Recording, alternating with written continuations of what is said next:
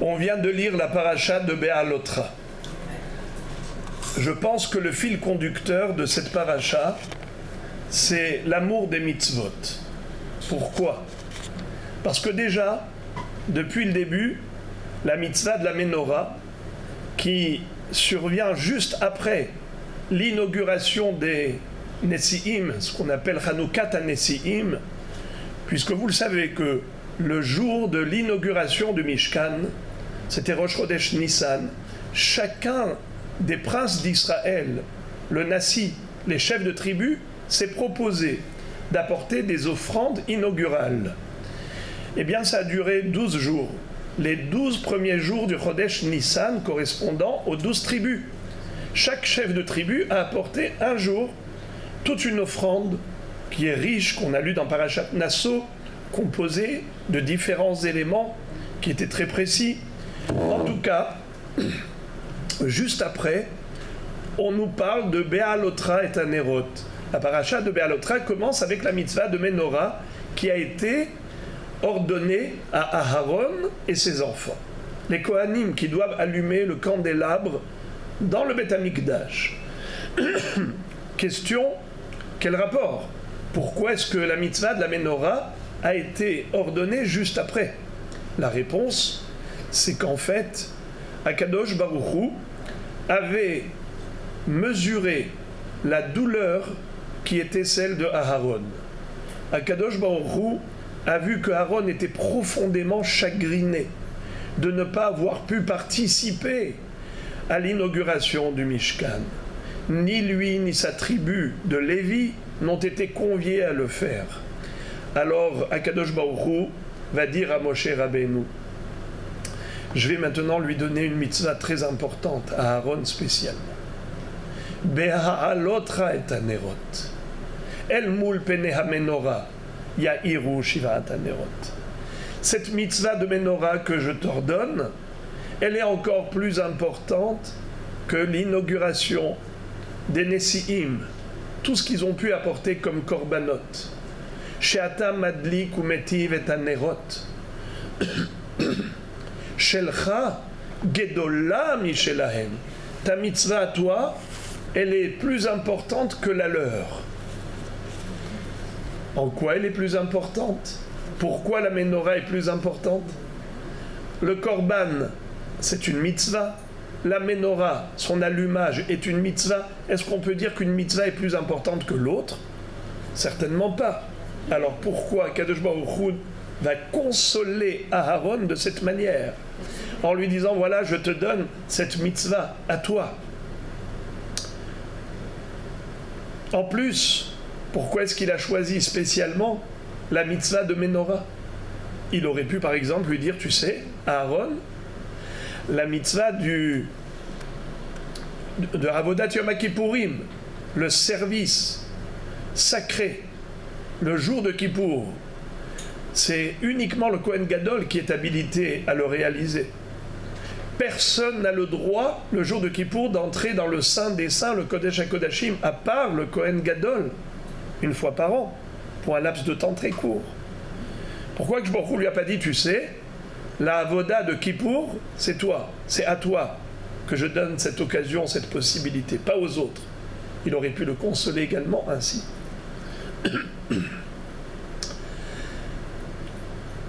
La réponse, nous dit Ramban Nachmanide, que Akadosh Baruch Hu, en fait, lui a dit, tu sais, la mitzvah des korbanot,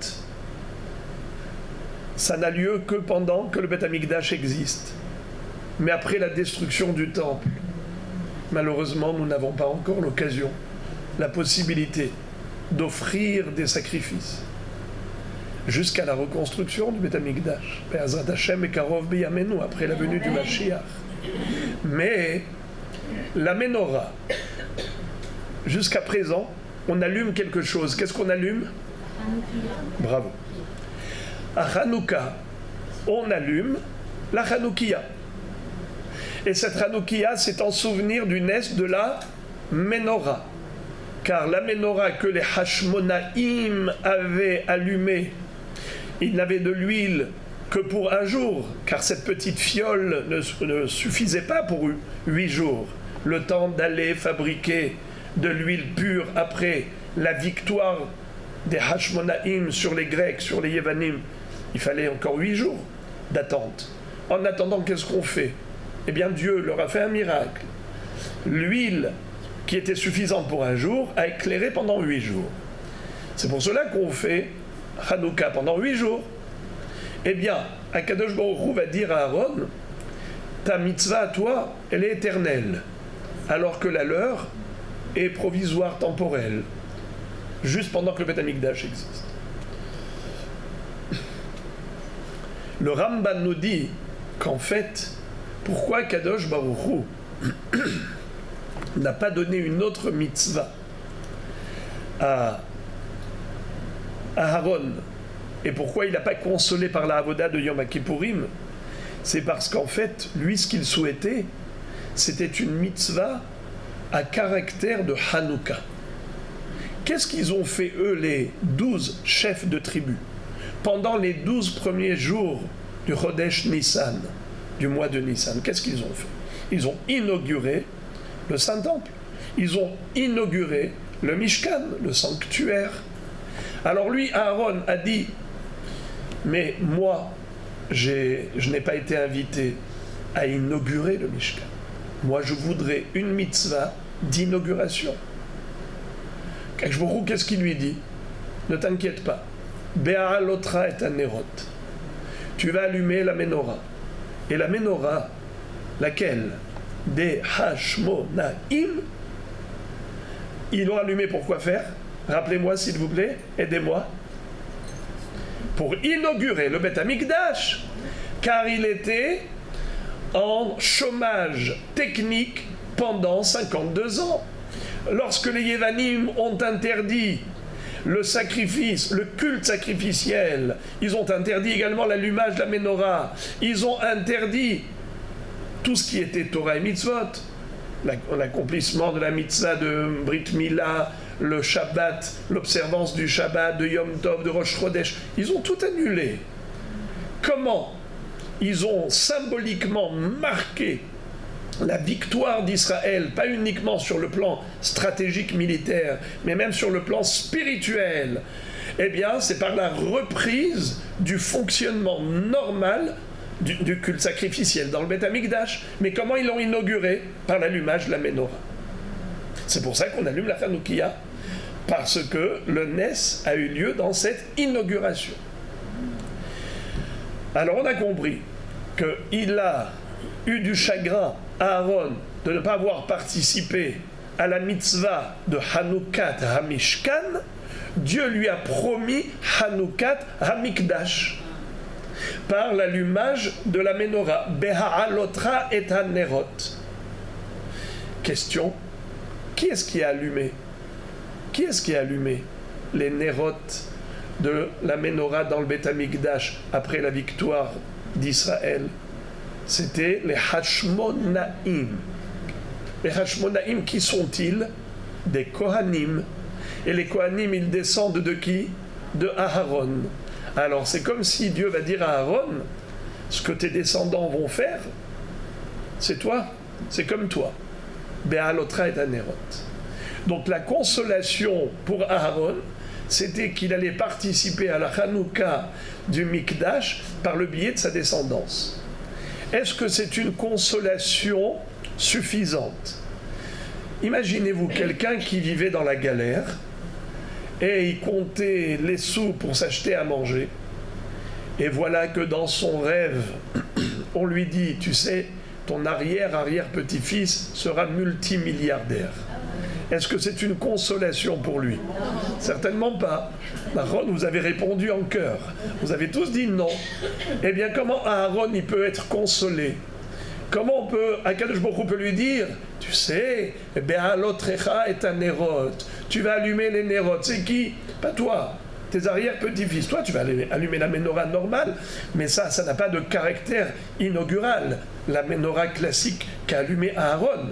Mais l'allumage de la menorah par les Hashmonaïm, les descendants de Aaron, oui, ça aura un caractère de Hanouka. D'ailleurs, c'est la fête de Hanouka. Alors, Est-ce que c'est une consolation pour Aaron qui était démoralisé, qui souhaitait ardemment participer lui-même à la mitzvah de la Hanoukia, à la mitzvah de Hanoukat Amikdash, et on lui dit, tu sais, tes descendants vont le faire. Mais ce n'est pas une consolation. Il voulait lui-même participer à cette mitzvah. Il n'était pas le chef de tribu. Mais non seulement cela, c'est que vous posez une bonne question et la réponse, elle est extraordinaire. Il est écrit que Moshe Rabbeinu, dans Parashat Pekoudé, c'est lui qui a érigé le Mishkan. Rosh Chodesh Nissan, c'est lui qui a monté le Mishkan. Et quand il a eu cette ordonnance, Akadosh Baruch Hu lui a dit, va monter les pièces du Mishkan pour l'ériger, il lui a dit, mais moi je ne suis qu'un être humain. Moi, comment je vais pouvoir faire ce que tout Israël n'a pas réussi à faire? Parce qu'il y avait 20 poutres au nord, 20 poutres au sud et 8 poutres à l'ouest. L'entrée se faisait par l'est. Il est écrit dans le Midrash Tanchuma que tout Israël, après avoir fabriqué les différentes pièces de la constitution du Mishkan, ils n'ont pas réussi à le mettre sur pied. À chaque fois qu'ils essayaient, ils tombaient à la renverse. Ils ont été chercher les Chachmelev, tous les ingénieurs qui avaient suivi la fabrication des pièces du Mishkan. Eux aussi n'ont pas réussi. Et alors ils ont été voir Betzalel, le directeur en chef de tous ces travaux. Même lui n'a pas trouvé le système. À chaque fois, ça retombait. Alors ils ont dit certainement Dieu n'a pas voulu pardonner la faute du veau d'or. S'il refuse de nous laisser construire le Mishkan, c'est que quelque part, Dieu ne se complaît pas parmi nous. Car le but de la construction du Mishkan, c'est pour créer une résidence à Dieu au sein d'Israël. Mais il ne veut pas qu'on construise le Mishkan. Les poutres, elles tombent à chaque fois. Moshe Rabbeinu se tourne vers Hachem, frustré. Hachem lui dit, je t'ai réservé le meilleur. J'ai vu combien tu étais chagriné de ne pas avoir participé ni au don du Mishkan, ni à la fabrication des pièces. Je t'ai réservé le meilleur. C'est toi qui vas le monter, et il y a uniquement toi qui es capable de le faire. Il dit, mais je suis qu'un homme, comment je vais pouvoir les mettre sur pied, les aligner à droite, à gauche, au nord, au sud, à l'est, à l'ouest, comment? Il lui dit, t'inquiète pas. Tu poses tes mains dessus, soulève-les, elles vont s'aligner d'elles-mêmes. Pour ça qu'il y a écrit 2 psukim dans Parashat Pekoudé. Beyom hukam hamishkan, vayakem Moshe et hamishkan. Moshe a érigé et le Mishkan s'est monté lui-même. Car les deux choses sont vraies. Moshe Rabbeinu a fait semblant, mais dans la réalité, c'était l'œuvre divine. Mais le mérite lui est attribué, comme si c'était lui qui avait tout fait. Donc Moshe Rabbeinu, il en avait eu pour sa part. Donc il avait eu l'essentiel. Mais Aaron, lui, était profondément chagriné. Alors la question, pourquoi Kadosh Baruch Hu le console par la Hanoukat Amikdash réalisée par ses descendants, les Hashmonaïm, alors que Aaron souhaitait profondément participer lui-même personnellement? Comment comprendre où se situe la consolation? La réponse, je l'ai rappelé tout à l'heure, c'est qu'à l'époque des Hashmonaïm, les Grecs avaient interdit l'accomplissement de la Torah et des mitzvot. Pendant des décennies, il y a eu l'assimilation. Beaucoup de gens qui se sont malheureusement assimilés aux Grecs. Ils ont épousé leur culture. À un moment donné, l'existence même de la Torah était remise en cause. Il y avait un danger d'identité juive, car les Grecs n'avaient pas souhaité tuer les Juifs physiquement, mais juste les assimiler sur le plan spirituel. S'ils étaient prêts à épouser la religion grecque, ils les laissaient vivre. Donc, en effet, les Hashmonaïm se sont sacrifiés, non pas pour sauver leur peau, pour sauver uniquement le physique, parce que matériellement, ils avaient tous les conforts offerts par les Goïm. Ils leur ont dit au contraire, venez voir comment notre culture, elle est enrichissante. Ce sont eux qui ont modernisé le monde, qui ont développé la notion de philosophie, d'athlétisme, d'esthétique. On le sait combien la culture gréco-romaine a contribué à l'évolution moderne du monde. Mais la Torah, chas v'shalom, la flamme de la Torah aurait pu être éteinte. Grâce à qui Am Israël a survécu même à cette épreuve d'ordre spirituel? Grâce au Hashmonaïm. Bimé Matatiaou ben Yohanan Kohen Gadol Hashmonaï ou Banav. Ce sont eux qui ont été se sacrifier, au vrai sens du terme, pour sanctifier le nom divin. Ils ont dit on préfère mourir en tant que juifs plutôt que vivre comme des goïms. Et c'est comme ça que Akadosh Baruch Hu a transmis l'effort entre les mains des faibles, des nombreux entre les mains des peu nombreux, parce qu'ils avaient comme vocation de restaurer la Kedusha, la Torah au sein d'Israël. Et Akadosh Baruch Hu, pour leur montrer l'affection qu'il a portée pour eux et combien il a apprécié leur dévotion, leur dévouement, eh bien, il a réalisé un ais supplémentaire, lequel? De la fiole d'huile. Cette menorah qu'ils ont allumée pour inaugurer le Beth Amikdash, l'huile n'était pas suffisante pour 8 jours, elle a suffi miraculeusement. Pourquoi Kadosh Baruch Hu a fait ça? Juste comme un clin d'œil pour leur dire, voilà mes enfants, oh combien je suis fier de vous, vous avez fait ça pour moi, eh bien je vous montre que j'apprécie ce que vous avez fait. Comment les Hashmonaïm, comment les Kohanim ont été capables d'un tel sacrifice? Ils savaient très bien que la bataille était perdue d'avance. Ils savaient très bien que l'armée grecque était très organisée. Il y avait 40 000 soldats avec un arsenal tellement imposant, impressionnant, des éléphants domptés en matière de guerre, comme les tanks d'aujourd'hui, n'est-ce pas? Et ils n'avaient pas de kippa de barzel. Alors, comment ils ont été en guerre? Ils ont dit, la guerre appartient à Dieu, la victoire est à lui. Hashem ilachem lachem. Hashem ilachem lachem ve'atem taharishun. Parce que nous, on ne compte pas sur notre force physique, militaire. On ne peut compter que sur notre Père Céleste. C'est lui qui nous donne la chokma. C'est lui qui nous donne le pouvoir ensuite de développer des moyens pour faire face à tous nos ennemis. Mais cette chokma, elle provient d'Akadosh Baruch Hu. On est profondément convaincu que cette chokma n'est pas humaine, elle est d'origine divine. C'est lui qui nous inspire et qui nous donne toujours les moyens de faire face aux épreuves qui arrivent dans chaque génération.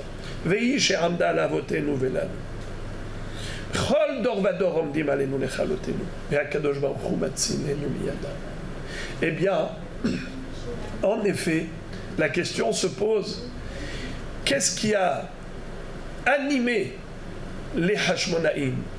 Comment ils ont été inspirés de ce souffle divin, j'allais dire, de cet esprit, de ce courage, d'être capables d'aller comme des héros, prêts à faire face aux plus grands ennemis, c'est David et Goliath.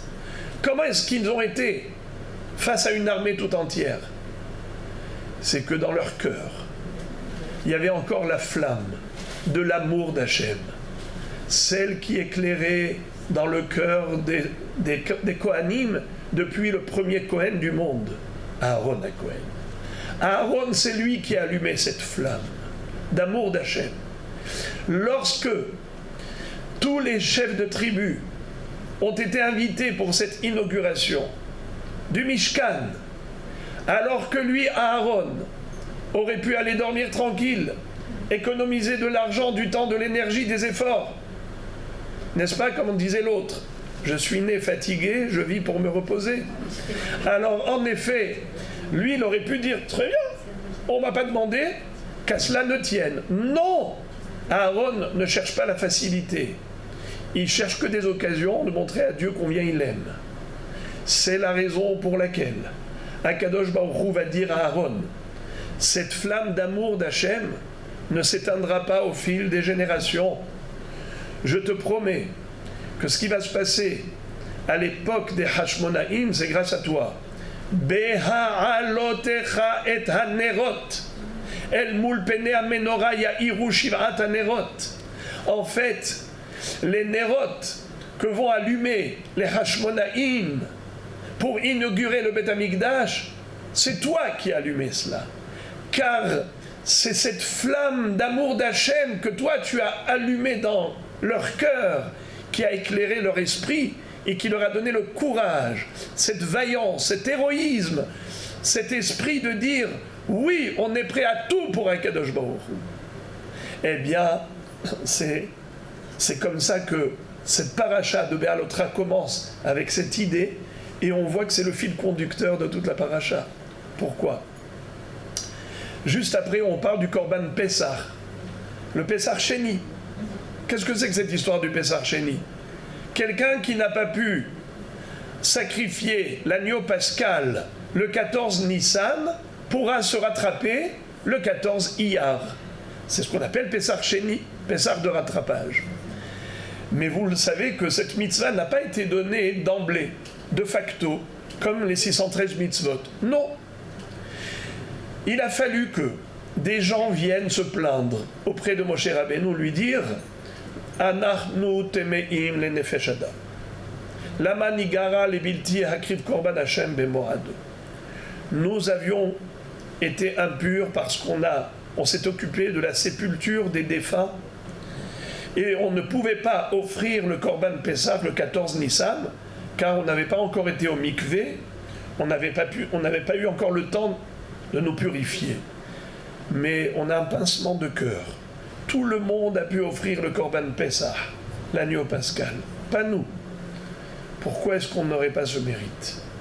Alors qu'est-ce que fait Akadosh Baruch Hu ? Quand Moshe Rabbeinu adresse cette réclamation à Dieu, il lui dit « Dis-leur que je vais leur donner l'occasion de se rattraper. » Ils n'ont pas fait le 14 Nissan, ils le feront le 14 Iyar. Et grâce à eux, on a eu la mitzvah de Pessah Sheni. Ce qui veut dire, nous dit le Midrash, que la mitzvah du Pessah Sheni, normalement, elle aurait dû être donnée par le biais de Moshe Rabbeinu, comme toutes les mitzvot, mais ces gens-là ont mérité d'être les facteurs, les vecteurs de cette mitzvah. Pourquoi ? Megalgelin zechut al yede zakai vechova al yede hayav. Hachem, quand il veut faire des bonnes choses, il choisit des gens bien. Quand il veut faire réaliser quelque chose de négatif, eh bien il choisit des gens mauvais. Par exemple, la galoute en exil, l'exil en Égypte, ça a été déjà annoncé à Abraham Avinu. Ger yezaracha beretz lo lahem, va'avadum ve'inu otam arba me'ot shana, ve'gam et hagoy asher ya'avodu, dan anochi v'acharechen yitz'u b'chush gadol. Dieu lui avait annoncé l'exil, l'esclavage, l'oppression. Où Dieu n'a pas déterminé le lieu. Il a dit beretz lo lahem, dans un pays étranger. C'était où finalement ? En Égypte. Qui a choisi de nous asservir ? Les Égyptiens. Parce qu'ils étaient mauvais. Dieu a réalisé ce qui était le sort négatif par des gens négatifs. Mais il fait faire des choses bonnes par des gens bons. Pardon, par des gens bien. Pas des gens bons. Alors, il a fait, en effet, quoi ? Il a donné la mitzvah de Korban Pessah à qui ? Par qui ? Par eux. Qu'est-ce qu'ils ont démontré, eux ? En quoi ils étaient positifs ? Qu'est-ce qu'ils ont fait de bien ? C'est qu'ils ont réclamé la mitzvah. Ils n'ont pas cherché la dispense. Il y a ceux qui sont partisans du moindre effort. Moins j'en fais, mieux je me porte. Eux, c'était le contraire. Eux, ils étaient dispensés. Exemple, puisqu'ils sont impurs. Ça y est, c'est bon, basta. Pourquoi ils viennent pleurer ? On veut faire la mitzvah. Pourquoi cette manifestation ?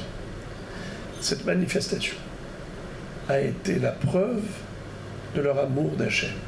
On veut faire une mitzvah. on veut encore une mitzvah. C'est notre raison d'être. Qu'est-ce qu'on a à faire dans ce monde? On n'est pas des animaux qui mangent pour vivre et qui vivent pour manger. En quoi l'être humain est supérieur à l'animal? C'est qu'il mange pour vivre, mais il ne vit pas pour manger. Il vit pour servir Dieu. Et donc, si on n'a pas l'occasion de faire une mitzvah, eh bien, quel goût a-t-on à la vie? La vie n'a plus de sens. Ça, c'était la preuve que c'était des gens positifs. Voilà pourquoi Dieu les a choisis, pour être les facteurs de cette mitzvah. Dans le même ordre d'idées, on a eu Shabbat l'occasion de rappeler qu'il y avait 3 tragédies qui ont été racontées consécutivement dans cette paracha. Les mitavim, les mitonenim. Mitavim, ceux qui ont réclamé de la viande, mais de manière injustifiée, parce qu'ils avaient de la viande. Ils avaient énormément de troupeaux. Ils ont juste voulu dénigrer la manne céleste. Eh bien, malheureusement, ils sont morts étouffés au moment où ils consommaient la caille, cette viande. Habassar rodenu ben shinehem ve'af Hashem harabahem. La viande était encore dans leur bouche, entre leurs dents, quand Dieu a laissé éclater sa colère contre eux. Il y a ceux qui se sont plaints du voyage, et que Baruch a pressé le pas. Il a voulu justement accélérer l'arrivée en Israël. Ils ont fait le parcours de 3 jours en 1 jour. Et de 11 jours en 3 jours, pardon. Le parcours de 11 jours, Had Asar Yom Mechorev, Ad Kardesh Barnea. Les 11 jours de trajet ont été rétrécis en 3 jours. C'était pour arriver rapidement en Israël. Et ils se plaignent. Kamal avatnu baderech hazeh. Combien on s'est fatigué dans ce trajet. Et là encore, il y a eu malheureusement une tragédie. Laquelle? C'est qu'il y a eu un feu céleste qui a brûlé le contour du Machane, Biktsea Machane. Alors Chachamim explique Biktsea Machane, c'est de quoi l'extrémité du camp, soit Ketzinim Sheba Machane, les plus importants, qui étaient responsables des autres. Au lieu de calmer l'assemblée, ils ont justement chauffé les esprits pour manifester leur mécontentement, ou bien Biktsea Machane, à Proutim Sheba Machane, justement la frange des gens de basse classe. En tout cas, il y a eu une tragédie. 2. Une autre, Vaïsron Me'ar Hashem. C'est lorsqu'ils ont quitté le mont Sinaï. La Torah n'a pas dit ils ont quitté le mont Sinaï, mais ils ont quitté la montagne de Dieu. Pourquoi? Parce qu'ils ont dit c'est là où Dieu nous a donné la Torah. Et si on reste là encore, peut-être qu'il va nous en donner davantage. Alors, quand ils leur ont dit vous pouvez partir, ils ont dit bon débarras. Ils ont eu un sentiment de soulagement. Ça n'a pas été apprécié par Akadosh Baruch Hu. Ramban dit, à cause de ça, ils ne sont pas rentrés tout de suite en Israël. Après, il y a eu la faute du Vaudor. Après ça, il y a eu, malheureusement, la faute des Meraglim. La faute des Meraglim, surtout. Eh bien, quand est-ce qu'ils sont rentrés en Israël? Regardez ce qui est écrit dans Parashat Kitavo, à la fin de Parashat Kitavo. Il est écrit que Moshe Rabbeinu, la veille de sa mort, de son décès, son départ du monde, Moshe Rabbeinu leur dit, aujourd'hui, vous êtes devenus un peuple. Hayom hazeh nihiyet le'am. Pourquoi? Velo natan Hashem lachem lev ladat ve'enaim lirot ve'oznaim lishmoa ad hayom hazeh. Dieu ne vous a pas donné un cœur pour comprendre, des oreilles pour entendre, des yeux pour voir, jusqu'à ce jour-ci. Makara bayom hazeh. Qu'est-ce qu'il y a eu ce jour-là, avant que Moshe Rabbeinu nous quitte? Qu'est-ce qu'il a vu pour dire aujourd'hui tu es devenu un peuple? Mais ils étaient un peuple depuis la sortie d'Égypte, ou au moins depuis le don de la Torah. Ça fait 40 ans qu'ils sont un peuple. Pourquoi?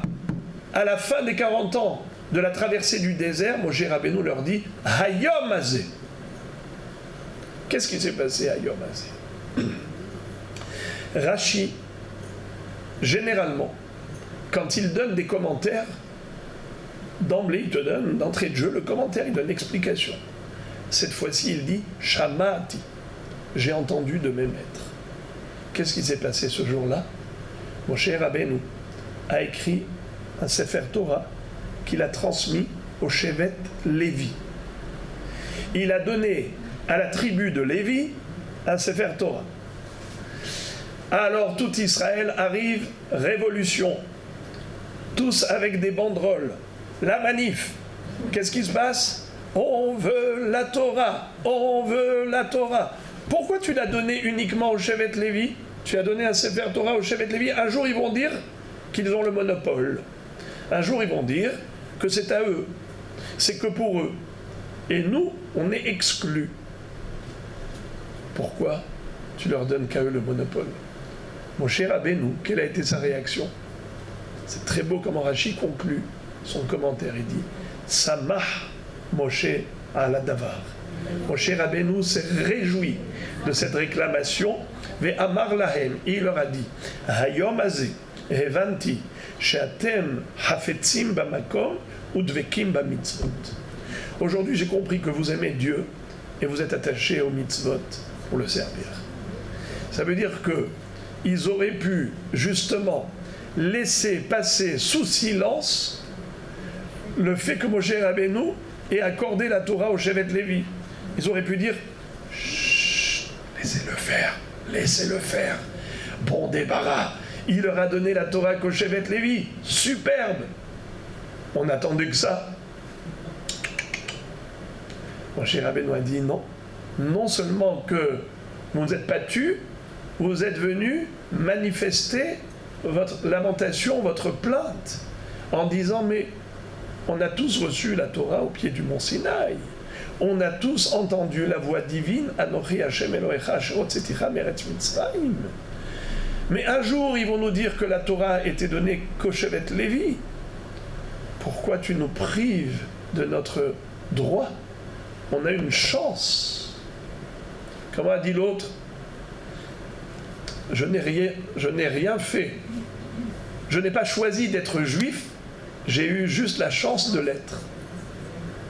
Ça veut dire que on est né sur la montagne. Vous connaissez l'histoire. C'est le champion d'alpinisme qui a réussi à gravir l'Everest. Et quand il est tout proche du sommet, il entend des voix d'enfants qui jouent. Il ne croit pas ses oreilles. Et voilà que finalement, après un exploit de semaines entières, il arrive finalement au sommet et il veut planter son drapeau. Et qu'est-ce qu'il est déçu quand il voit toute une ribambelle d'enfants. Il dit mais comment vous avez réussi à faire ça? Moi je suis un champion, j'ai des années d'entraînement. Il rigole, il dit mais nous on est nés ici. C'est nos parents qui ont fait le travail. On est nés sur la montagne.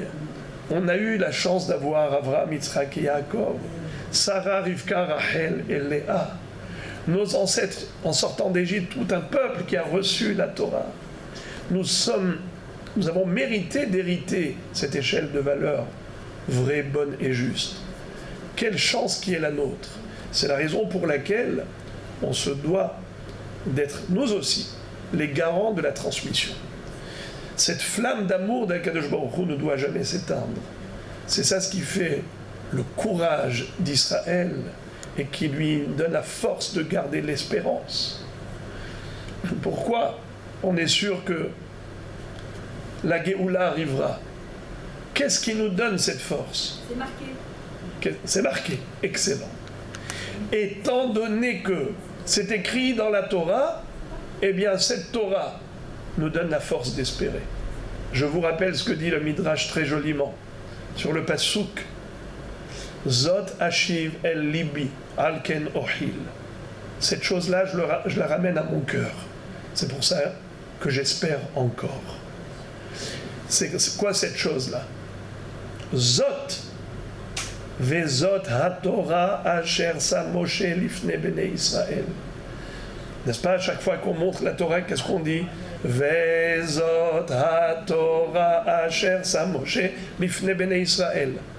Zot Ashiv el Libi. Et le mashal, la parabole donnée par le Midrash, est la suivante. Il était une fois une princesse qui avait tout pour elle, qui s'était mariée avec un roi très puissant. Mais peu après le mariage, il a été en voyage pour une mission très très importante. Et ce voyage, à l'époque, ça mettait des mois.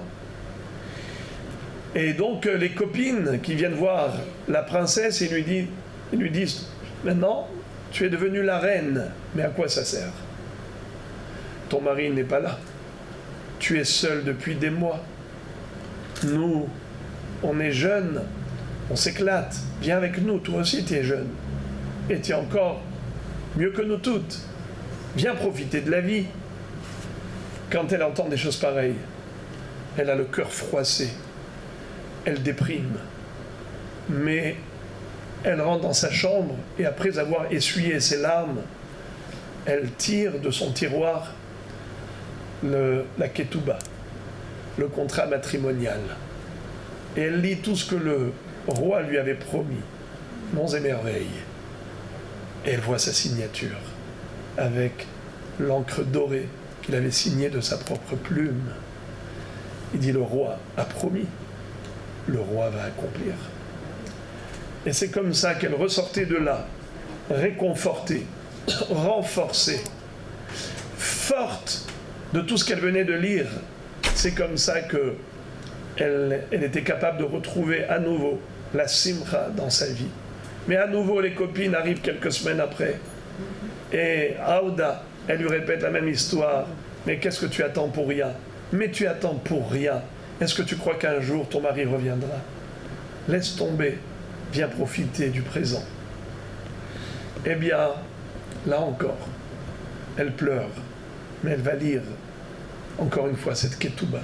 Et elle essuie ses larmes à nouveau. Et c'est comme ça qu'un jour, le roi arrive à un moment où elle ne s'y attendait pas du tout. Mais quand il est revenu avec une réussite extraordinaire, très satisfait de son voyage, mais il a appris à combien d'épreuves sa femme était soumise, combien les mauvaises camarades ont tenté de l'attirer vers des horizons négatifs, mais elle a tenu bon. Et là, il est en extase. Il dit, mais comment, ma chère reine, tu as pu tenir si longtemps? Quel était le secret de ta force? Et elle lui sort de l'armoire la ketouba. Et elle lui dit, Zot, Ashiv, El Libi, Alken Ohil. C'est cela que j'ai ramené à mon cœur. C'est ce qui m'a donné la force de l'espérance. Il n'y a pas de désespoir chez le Ham Israël. Grâce à la Torah, il n'y a que des espoirs. Il n'y a que l'espoir qui nous accompagne. Kaveh el Hashem, Hazak ve'yametz libecha, ve'kaveh el Hashem. En lahem li Israël, et la hakivouy, hatikva. La tikva, c'est l'espoir et l'espérance que Ham Israël véhicule depuis des millénaires, parce que nous avons la Torah qui nous accompagne, c'est elle qui nous relie à Dieu, et c'est elle qui nous permet d'être convaincus que le jour viendra, et lorsque ça va arriver, la Yeshua, la Géoula, en un clin d'œil, Yeshua Hashem Keref Aïn, et à ce moment-là, on aura l'impression que tout ce que nous avons vécu comme cauchemar est passé comme un rêve, parce que en effet, Beshuv Hashem et Shivat Zion, Hayinu Keholmim, quand Akadosh Baruch Hu reviendra à Zion, il ramènera tous ses enfants à la maison, il reconstruira le Beth Amikdash, alors tout ce qu'on a subi pendant la galoute nous paraîtra comme un rêve, et lorsqu'on se réveille d'un rêve, on dit, ah, Baruch Hashem, la réalité, elle est tellement plus lumineuse que ces cauchemars que j'ai vécus dans mon rêve. Eh bien, Be'ezrat Hashem Itbarach, Yehi Ratzon, qu'on puisse vivre l'avènement messianique très bientôt et qu'on n'entende que d'excellentes nouvelles, Be'ezrat Hashem.